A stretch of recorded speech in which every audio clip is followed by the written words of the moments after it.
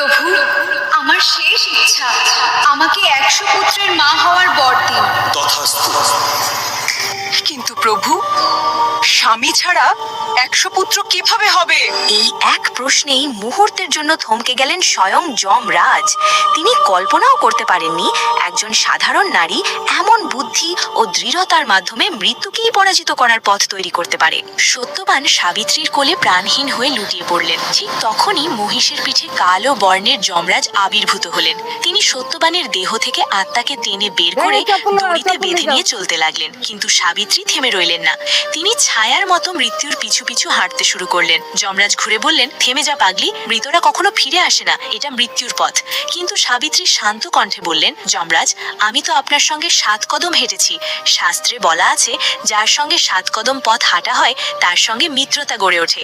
তাই বন্ধুর মতোই আমি আপনার সঙ্গে চলছি। তুমি তো খুব বিদুষী।